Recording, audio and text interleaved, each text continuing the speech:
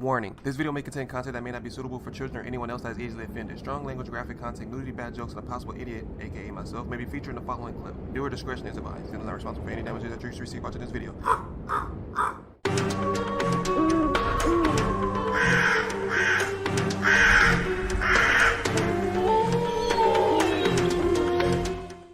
Hey, what's up, y'all? It's Zems, and welcome back to another reaction video. Today we're gonna react to the frat boy did the unthinkable. Mature audiences only, so if you have a sensitive stomach or anything like that, make sure you click out now, because I'm pretty sure it's gonna be murder, something horrific, and probably gonna be some graphic images up in here. Because the only time you put mature audiences only if it's really gonna be something super disturbing, so be aware and be cautious of that. Also, this is gonna be my last video until I'm able to get back to Japan. And with that being said, I'm gonna start implementing again video games and stuff like that. For those of you that didn't know, this was originally a video game channel, but I picked up reacting content because I wouldn't be able to post gaming content when I was on deployment. So I'm gonna bring back that and also keep reactions, because I didn't realize how much people like reactions and like my reactions, so I'm still gonna just implement the both of them. So if you like me, or if you like gaming or horror content, and you like reaction videos, you get the best of both worlds. Well, if you like one or the other, then you're just gonna have to wait for them to be posted. But for now, let's get it. The crime at the center of today's story is considered to be one of the most disturbing of all time. But before we get into today's story, if you're a fan of the strange, dark, and mysterious delivered in story format, then you come to the right place, because that's all I do. We upload 2 or 3 times every week. So if that's of interest to you, please invite the like button to come to the zoo with you, and then once you get there, accidentally spill honey all over them, and then push them into the bear enclosure. Also, please subscribe to our channel and turn on all notifications so you don't miss any of our weekly uploads. All right, let's get into today's stories. Mr. Bucket Dance, we haven't forgotten.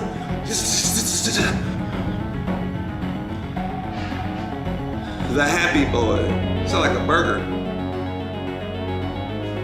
Warning. Disturbing images, statements, very Austin Harruff was born on December 21st, 1996, to a dentist and a pharmacist. They lived in a beautiful home in Palm Beach County, Florida, which is not only one of the nicest and wealthiest places to live in Florida, but it is one of the nicest and wealthiest places to live in all of America. And that's why, as of 2021, there are 44 billionaires that call this paradise their home. In 2010, when Austin was 13 years old, his parents suddenly got divorced, and within the same calendar year, both of his parents had new girlfriends and boyfriends. Now, of course, this was a shock to Austin and to his 1 year younger sister, Haley, but they both relatively quickly adjusted to their new normal. And that was in large part because the kids didn't move out. They stayed in the family home with their mom, and their father, he did move out, but he moved into a home that was very close by. About a year after the divorce, Austin began high school, and immediately he excelled. He was placed into all advanced classes, and within these advanced classes, Austin was consistently at the top of his class. Austin was also a big athletic guy. He was about 6 feet tall and weighed about 200 pounds. And so naturally, he played football for all 4 years he was in high school. And for 1 year, his sophomore year, he also wrestled. But despite his size and willingness to play these very rough physical sports, Austin was not an aggressive guy. I wonder if people view me as big, because I am 6'1", I'm 215. Mind you, when I joined the military, bro, I was bony. I was so skinny. I joined the military at like 145 or something like that, bro. I was skinny. I was 6'1" and I was 145. I was like a walking broomstick, bro. Like Swifter, Duster, all that, bro. So skinny. People used to ask me if I was eating. That's how skinny I was. He's 6 foot 200, and I'm 6'1", 215. I don't even look nearly that big. People don't even think I'm that big until I'm telling them. They be like, "You're 215?" I'm like, "Yeah, it's just my height, but I feel bigger than what I am." But I don't know. Let me know down in the comment section if anyone else feels that way, because I feel like or if anyone views you differently, you get what I'm saying? Like, what if I just look skinny to myself, but other people view me as big? In fact, his football coaches actually used to criticize him for not being aggressive enough. And on game days, they would try to make him mad in hopes that would inspire him to go out there and smash some people. But it really didn't work, because Austin was Austin. He was just kind of a laid-back guy who was actually much more interested in helping people than smashing them. That's me. In fact, towards the end of high school, Austin became obsessed with trying to identify a career that would allow him to help the most people. And he was so passionate about this that when he spoke about it, a huge smile would kind of involuntarily appear on his face. And so because of this, and because of Austin's generally happy disposition, his father very lovingly began began referring to him as the happy boy. Shortly before Austin's graduation in 2015, he received a letter in the mail from Florida State University, and it was informing him he had been accepted into their 4-year pre-med program. Austin had settled on medicine as being his intended career path to help the most people, and so being accepted into this very prestigious program was like a best case scenario. And so Austin and his family were elated, and that summer that followed his high school graduation was totally charmed. Austin was on cloud nine. He spent a lot of time with his family and his friends, and then finally at the end of the summer, his family packed all of his stuff into the car and they drove 6 hours north to Tallahassee, where the Florida State campus was. They helped move him into his dorm, and then afterwards they gave him a big hug, said good luck, and they left. And I'm sure on their ride back, the family members thought to themselves, Austin is doing so great. He is not only ready for college, he is ready to be an adult. He's ready to live on his own and be responsible. And at the end of Austin's first year in college, that supposition about him ready to be an adult seemed to be accurate. Austin got excellent grades, he met a nice girlfriend, and even though he wasn't playing organized sports like football, he had found another athletic outlet in bodybuilding, and he had actually built a decent-sized social media presence around bodybuilding and fitness. But underneath all of this public success Austin was having that year, he was actually struggling a lot of the time. He just wasn't telling anyone. In a journal he kept, he documented a deep sense of inadequacy caused primarily from his sense that his peers didn't accept him. And so he would write endlessly about how if he could just stop being so shy and be more assertive and outgoing, that more people... I felt that, bro, like 100%. Not the whole, I feel like, no, I don't fit in, but it was just like, I felt like I was missing out on so many opportunities because growing up, like my mom would tell you, like a lot of girls like me, but I would hide. Like I would dead ass, like get in the car and I would like act like I don't see him, like looking through the window and waving at me. And it was just like, no matter how like bad I wanted to have fun, like even if I was at parties, man, I'm like, damn, I want to go dance, but it was just something holding me back. And no matter how much I wanted to do it, I just couldn't. I felt like people were watching me, and it took me a long time. I feel like I probably would have had more fun growing up, like around like my high school and college days. I would have just put myself out there and actually talked to people and just been myself. Now, you know, being almost 28 years old, I really don't care if people's looking at me. You know, I've been myself, and I've been meeting a lot of people. I've been more happy than I can remember in my whole life, like being dead honest with you. A lot of times you guys see people on TV and YouTubers and stuff, we're all smiling. We're human beings too. We go through the same thing you guys go through. That's why I harp a lot on depression, because I was there before, and it's nothing wrong being shy and stuff like that, but if it's getting to the point where being shy keeps you from doing the things you love, like if you want to be in drama class and you're too shy to do it and stuff like that, and you missed the opportunity, please go and do it, because I really wish back then that I was not shy and I tried out for sports during 9th grade, because I could have been running track for the 9th grade and got a scholarship. I didn't get a scholarship offer until I got to college in El Camino, and it was in Torrance, California. And if I would have ran one more year, the coach from Baker's University, I think it was in Kansas, he told me that he would offer me a scholarship if I could break into the 47s, because by that time I was like running like a 48.80 or something like that, somewhere in my first track career in college, and that was the fastest I ever ran, was a 48. So he said if I can break 47s, he was gonna give me a scholarship. And I know I could have broke it, but yeah, that's pretty much what I'm talking about. So just don't be shy, you know, be shy, be happy, but you know, if you're comfortable being shy, you're comfortable being an introvert, by all means do it, but don't let yourself keep you from, you know, making progress and opportunities and stuff like that. In the course of that year, Austin also started abusing different substances. Those included things like alcohol, marijuana, and Vyvanse. Vyvanse is a drug that is a stimulant, and it's used to treat people with attention deficit disorder. He also experimented with hallucinogenic drugs like acid and mushrooms, and he also tried MDMA, which is kind of like a cross between a stimulant and a hallucinogenic. And those are just the drugs that we are aware he was taking. It's entirely possible he was taking other drugs too. Regardless, Austin began oscillating between the high of whatever drug or combination of drugs he was on to the low of his sober mind, which was totally saturated with anxious and depressive thoughts. Before the end of the school year, Austin was secretly poised for a full-blown mental breakdown, and it seemed like he knew it was coming too. In the last month before the end of school, his internet search history is filled with questions like, I think I'm crazy, what do I do? And how do you know if you're crazy? And how to deal with obsessive thoughts? And do I need to sleep? And what happens if you don't sleep? it was clear he was starting to question his own sanity. When Austin finally returned back home from Florida State that summer, his family immediately noticed there was something wrong with Austin. Within a few days of being home, Austin had moved his bed from his bedroom down into the garage, claiming that the reason he did this was because the house was full of demons. At night, instead of sleeping, Austin would patrol the house. He would literally just walk all around the house all night, never stopping, and every 2 hours he would knock on the bedroom doors of his family members and loudly announce that he was guarding them from the demons in the house. Now, you can imagine how his family felt at the time. This was so unbelievably weird and totally out of character that they just didn't really know what to do. Get his ass out the house. It was obvious there was something wrong, they didn't jump into action. Instead, the only thing they did at first was to just start locking their bedroom doors at night to prevent Austin from coming inside during his nighttime patrols. But as the summer progressed and Austin continued to act totally weird with no explanation, his family began to become convinced that he must be on drugs, that is what would explain all of this totally strange behavior. And so when they confronted him about his drug use, he would admit that he was taking drugs, lots of different drugs, psychedelics, stimulants, you name it. He's taking all these drugs. And so naturally, his family latched on to his drug use as being the root cause of his very strange behavior. And so they focused their efforts almost exclusively on getting Austin clean again.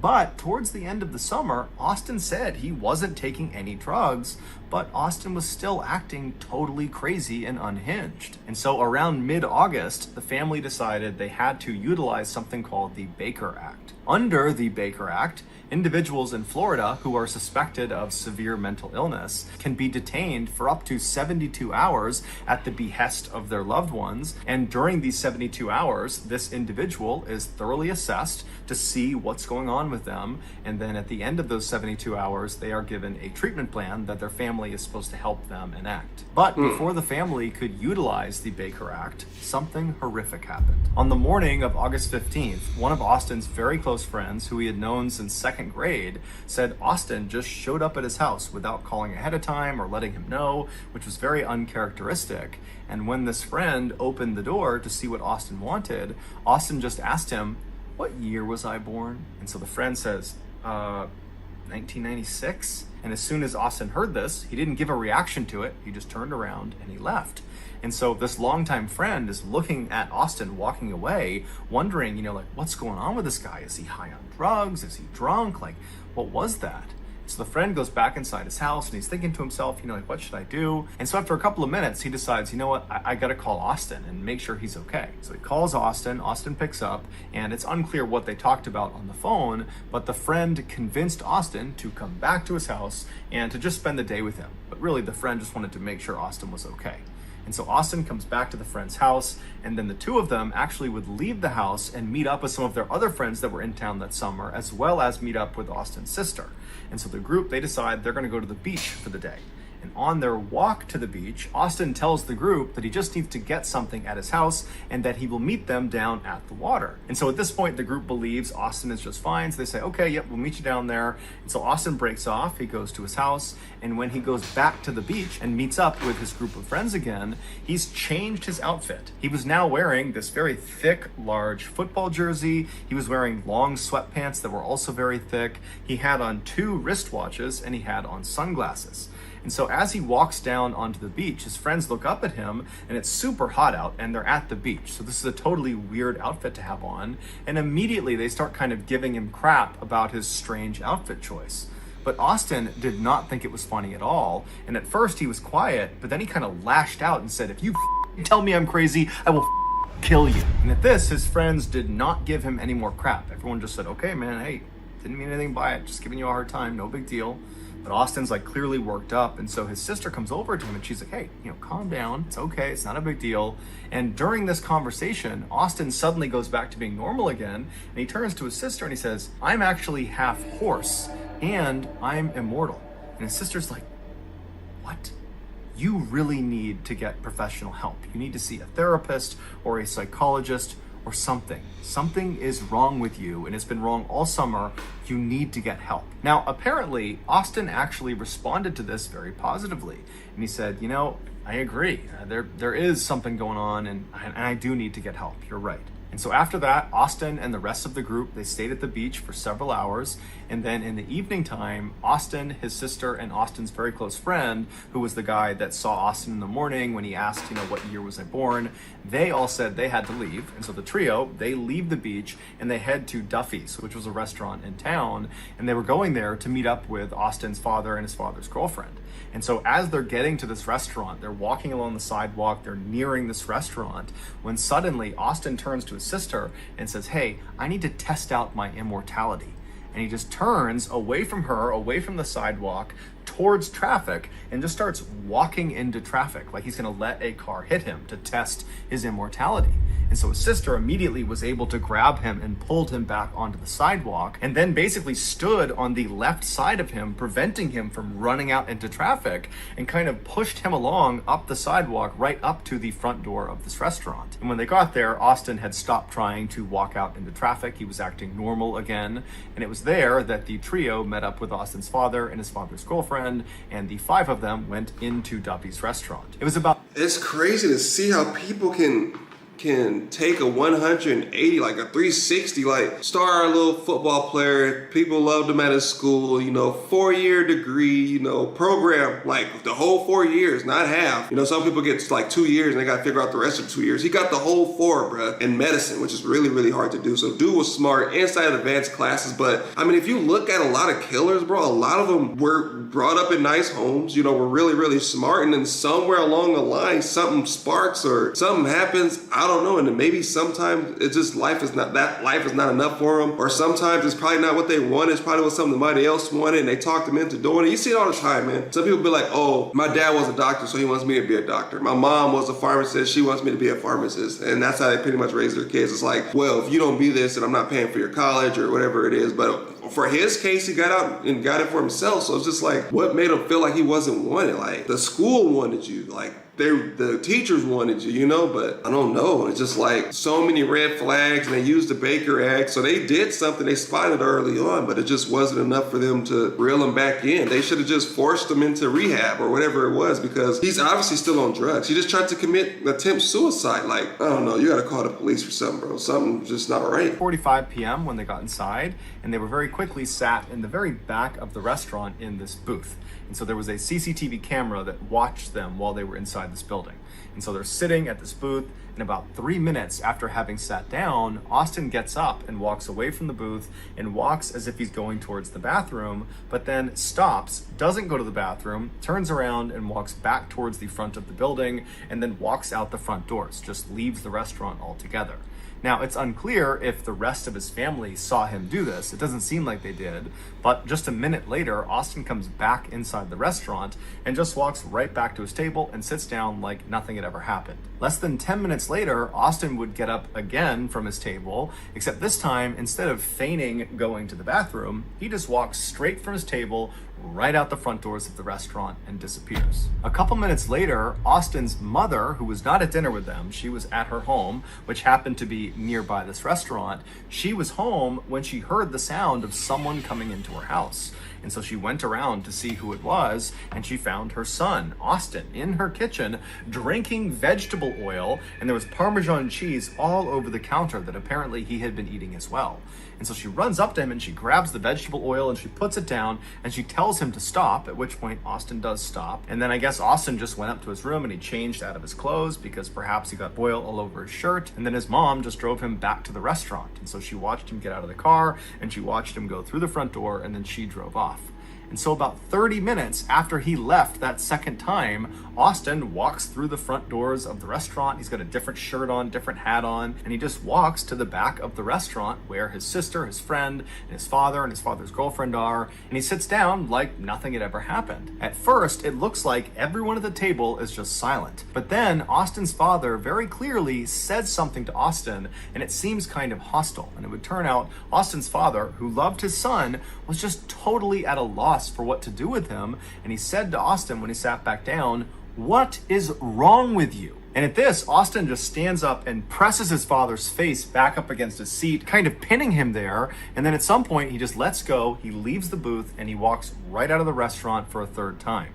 Austin's friend, who was eating with them, he got up and kind of chased after Austin, but he was about 30 seconds behind him, and so by the time he got outside, he didn't know where Austin went, and so he quickly came back in the restaurant. He told the rest of the group he didn't know where Austin was, and so at this point, Austin's father's girlfriend would actually call the police and report Austin missing. They knew he was totally unhinged, and they didn't know where he was going to go, if he was a threat to himself or someone else, and so they figured they should just tell the police and have the police go find him. About 4 miles away from this restaurant, 53-year-old Michelle Mishkon was sitting in her garage watching TV. Normally, she would be joined by her husband, 59-year-old John Stevens, but he was out walking their dog. That's an so ugly-ass for the time fish. being, Michelle was alone.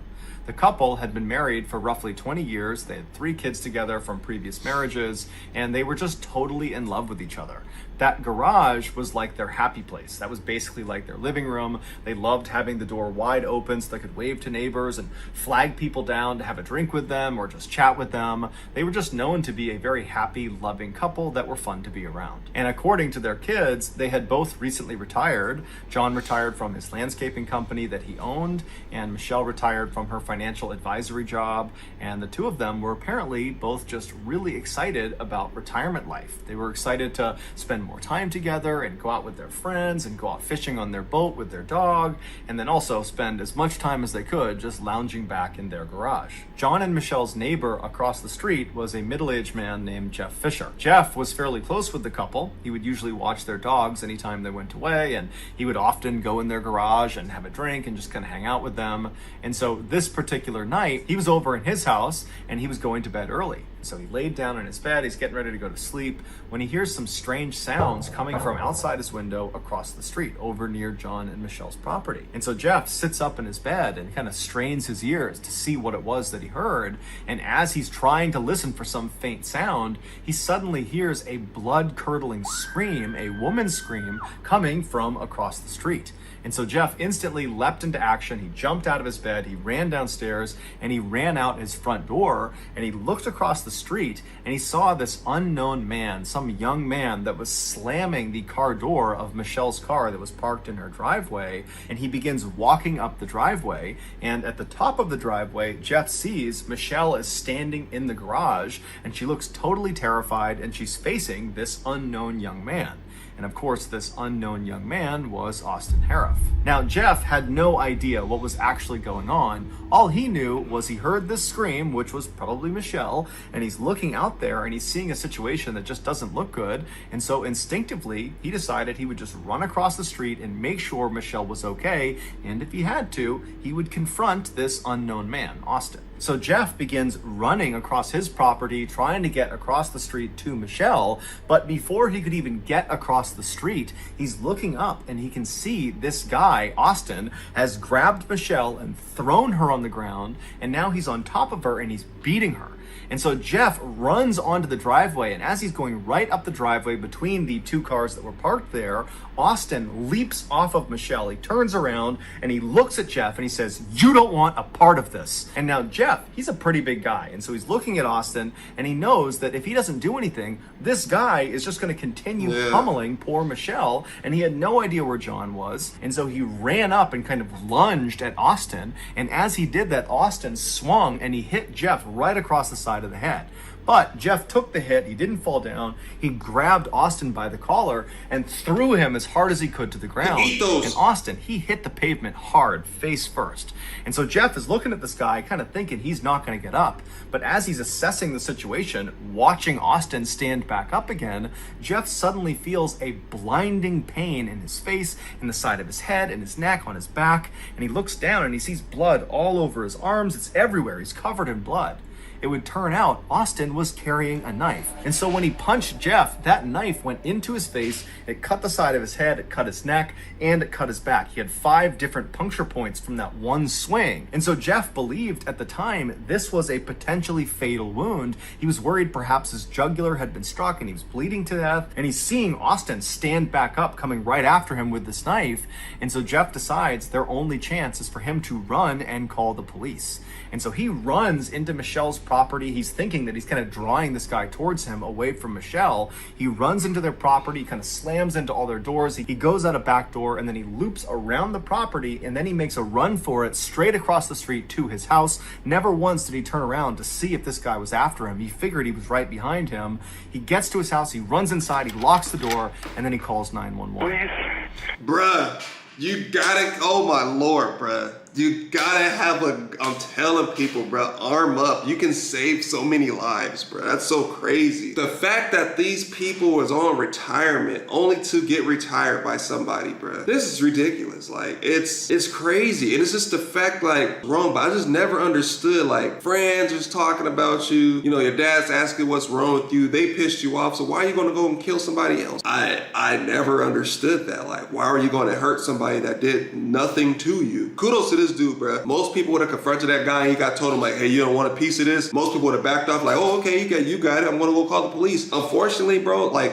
you can call the police, but at the same time, like, it's gonna take way too long. Because you have to understand, depending on where the police officers are, if they're dealing with another car right now, or if the units are busy, you know, if something else is going on, you know, it's gonna take them a while to get there. You have to be able to protect yourself in the meantime before they can get there. Let's just say if he did have a gun, even if he didn't shoot him, he shot off a warning shot. It probably would have scared Austin away, like, oh, I don't want to get shot. He probably would have ran off. Or maybe not. Maybe the drugs would have kicked in. He still would have kept moving forward. But at that time, you have to do what you have to do to save your life and protect those around you. But I am interested to know if that Parmesan and vegetable oil is actually a good combination. Bruh.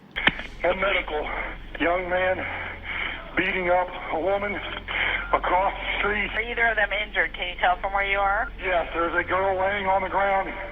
He beat her up. I ran over there. I'm bleeding profusely here at the moment. Okay. I don't know what happened. Can you tell if she's conscious? No, it does not appear so, no. I've been stabbed in the back. I'm bleeding pretty bad. After the call is placed and Jeff is certain that help is on the way, he's barely conscious, but all he can remember thinking was, I hope this maniac, Austin, has abandoned his attack and just run off. Or, I hope John has come outside and he's helping his wife. But unfortunately, all Jeff could hear was the sound of Austin across the street making these loud, animalistic grunting sounds. And at the same time, he hears the sound of someone screaming at the top of their lungs. He doesn't even know if it's one person, if it's two people, if it's male, if it's female. All he hears is screams and grunting sounds. And then seconds later, the police show up. The following narrative is the account of the second responding officer, who we'll just call Dan, and the first responding officer we'll just call Kristen. And so Dan, he comes flying down the street, he's got his sirens on, and he pulls in right behind Kristen's cop car, which is parked right out in front of John and Michelle's property. Kristen is already running up the driveway, her gun is out, she's getting ready to engage somebody at the top of the driveway. And so Dan, he hops out of his car, he's got his hand on his gun, and as he turns to run up the driveway, his view is obscured. There are two cars parked in the driveway, and so he can't see what's at the top of the driveway that Kristen is apparently getting ready to draw her gun on. But as he begins running up the driveway, he sees there is this massive 6-foot wide stream of blood just coming down the driveway. And so he goes around the left side of the left car, he goes up and he sees Kristen right at the top of the driveway. She's got her gun aimed at the ground right in front of the car, so he can't see what's in front of the car yet. He comes bombing around the left side right behind Kristen, and he looks down at what she's aiming her gun at, and he sees there's this man lying on the ground, his eyes are open, he's just laying there kind of stiff, and he's looking up at Kristen and he's looking up at Dan, and he's just quietly saying, please help me. The man on the ground was John Stevens, and on top of John Stevens was Austin. He was kind of laying sideways on John's chest. He had his left arm wrapped around John's neck to kind of hold him in place, and then he had his right arm and he was doing something to John's face. But Dan couldn't really tell what he was doing. All he could take in was there was clearly an aggressor and they needed to get him off of the victim. But Kristen could not take the shot because if she did, she ran the risk of firing the bullet through Austin into John, killing John. And so Dan tells Kristen, hold on, I'm gonna tase him. And so he moves around Kristen to her left side, so he's positioned looking down at the back of Austin. He pulls out his taser, and right before he shoots his taser into Austin's back, he sees what Austin is doing to John's face. with his free right hand, he was reaching into John's mouth and pulling his cheek out, kind of like a fish hook. He was pulling it out as far as he could, and then he was biting into John's cheek, and he was ripping out pieces of flesh and chewing and swallowing them. And from his position, Dan only saw this for a second, but he suddenly noticed, and Kristen... My stomach, hold on. Oh my God, that hurt my stomach so bad. Oh. Oh man. Oh man. Oh, that made my eyes water. Oh man. Look at my eyes.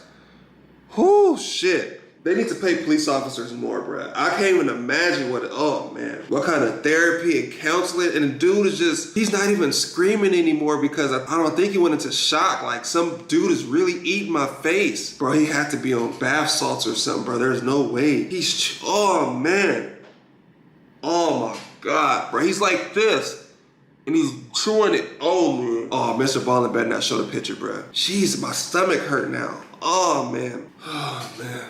And the other officer would later confirm there were all these chunks already missing from John's face. And so Dan kind of snapped out of what he was seeing and fired his taser into the back of Austin, but it did nothing. It had absolutely no effect. Austin was entirely focused on biting John's face. That was all he was doing. He wasn't even registering that there were cops with their guns drawn on him. It was like they weren't even there. And so Dan runs back around Kristen to the other side of her. He's now on her right side, so he's standing right next to the car, looking down at Austin's front. And he tells Kristen to kind of back up for a second, and then Dan winds up and kicks Austin square in the face, knocking his head off of John's face. But as soon as Austin comes off of John, he doesn't get up and try to fight with Dan. Instead, he just jumps back down, gets a deeper grip on John, and plunges his mouth back onto John's face.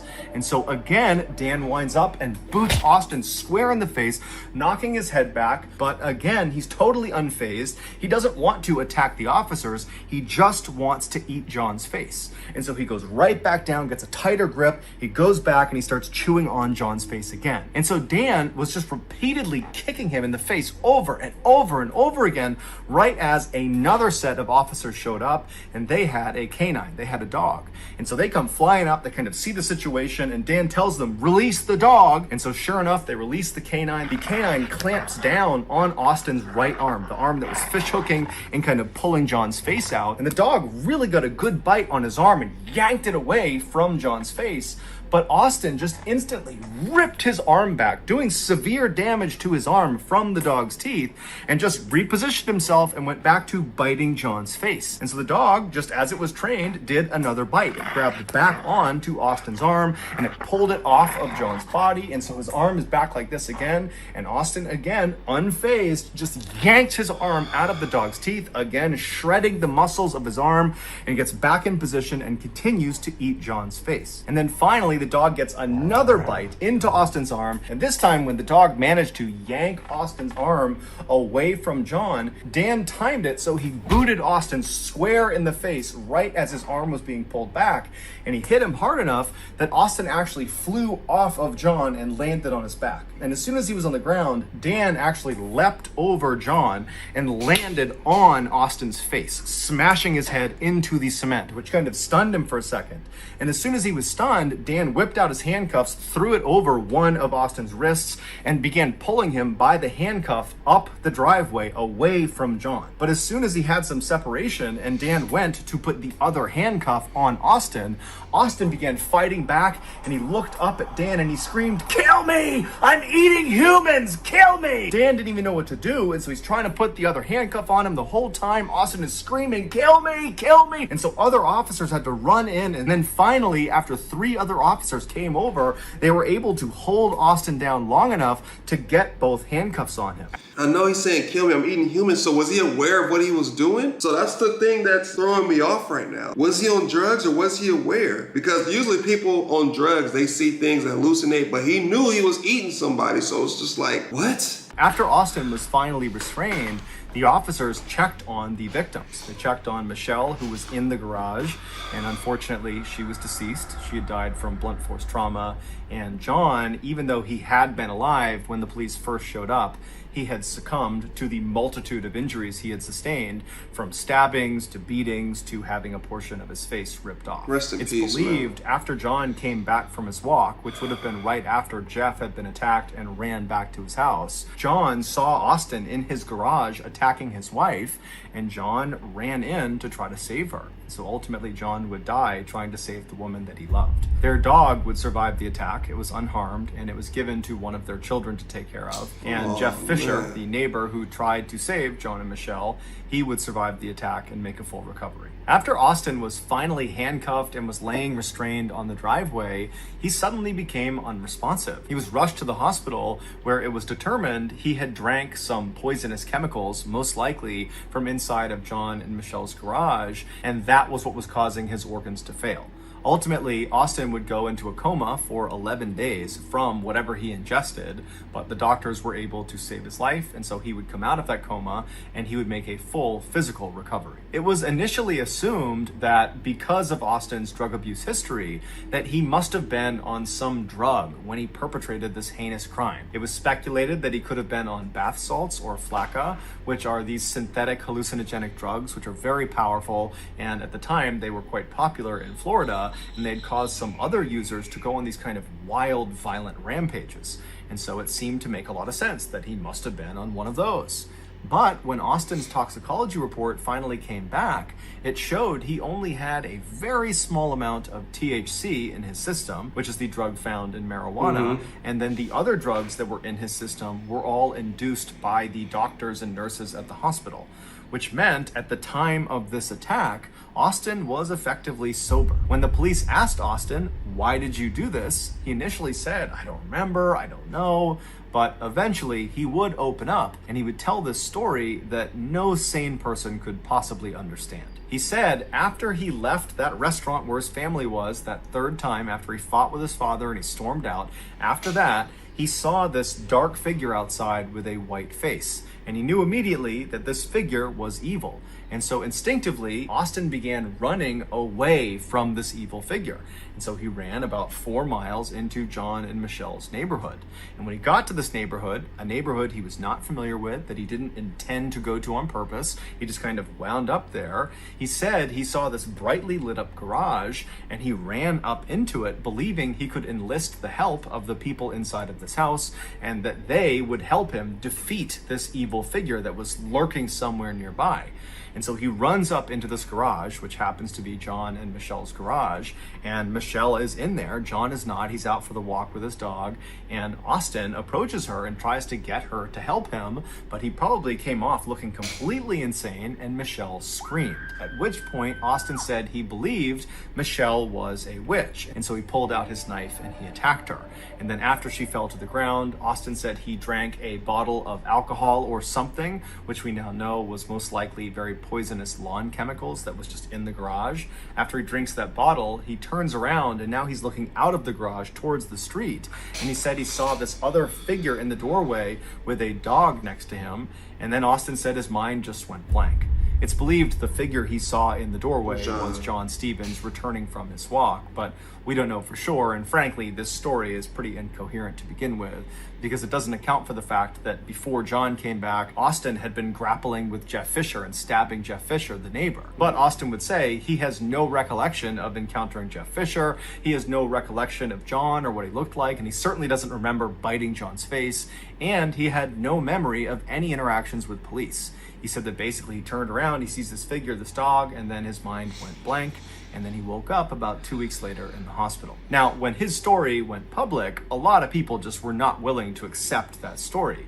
They said he was making it up so he could plead insanity at his trial and get a lesser sentence. But a world-renowned forensic psychologist named Philip Resnick, who had worked on many high-profile cases before, he did a lengthy assessment of Austin, and he came to a very different conclusion than the public. In his 38-page report, Resnick points out the fact that Austin continued to bite John's face even when he was being openly threatened with being shot by the police officer standing right over him, him. He continued to bite John's face after he was tased. He continued to bite John's face after he was kicked in the head repeatedly. He continued to bite John's face after a dog repeatedly bit him. This all suggests that Austin was truly in a psychotic state when this attack occurred. A sane person, even under the influence of drugs, will retain a basic survival instinct. Facts, bruh. Like, ain't no big ass 60, 70 pound dog is about to bite my arm 3 times and it's not going to faze me, bruh. To be honest, I honestly believe some of the stuff that he said. I believe he actually saw that thing. I believe he walked up to that driveway and I believe he scared her. And I believe after he drank whatever he drank, probably started messing up his mind because he probably thought it was alcohol and whatever was chemicals was in there start fucking up his brain. So, I mean, I don't know, bruh. This is some stuff like if police officers did not tell you, you wouldn't believe it. Like someone could walk to you, like, ain't nobody do that, bro. Like, this dude fought 4 or 5 different people, bro, and a dog, and then drank chemicals and didn't die. Like, it's scary to think about how the human body and what the human body is capable of, bro. How strong you are. Like, it's crazy. This is why a lot of people have to understand why police officers take a lot of caution, bro. Look how many, like, the taser didn't work, the dog didn't work, 4 or 5 boots to the face didn't work. You know, one guy couldn't handcuff him. Like, one guy tried to throw him off, that didn't work. Like, it's a really, really, really dangerous job. Like, I can't even imagine what some police officers go through. A lot of police officers quit their jobs after certain calls. A lot of people quit their jobs after, you know, shooting people because they have to neutralize the threat. It's really, really hard. It's really tough. A lot of people, you know, a lot of cops and stuff turn to suicidal eventually too, like down the line because of the PTSD and the mental stress and stuff they go through on a daily basis dealing with, like,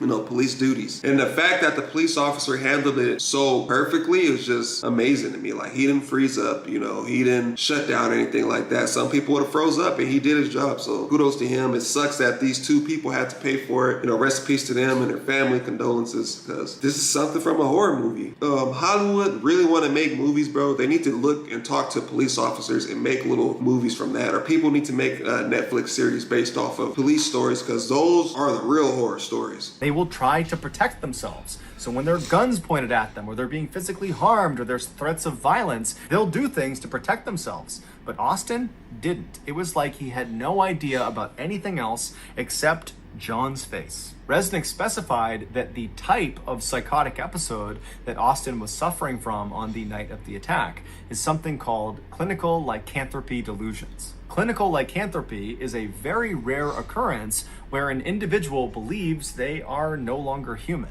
And almost always what they believe they are is something akin to a werewolf. And in Austin's case, it's not that hard to figure out why you might reach that type of conclusion. He had told his sister that he believed he was half horse, and then on a couple other occasions, he had told his other friends that he believed he was half dog. And then of course, on the night of the attack, after he killed Michelle, he pounced literally on John and began eating his face while making those loud animalistic grunting sounds. This is behavior that is certainly on par with what you would expect a werewolf to do in a movie.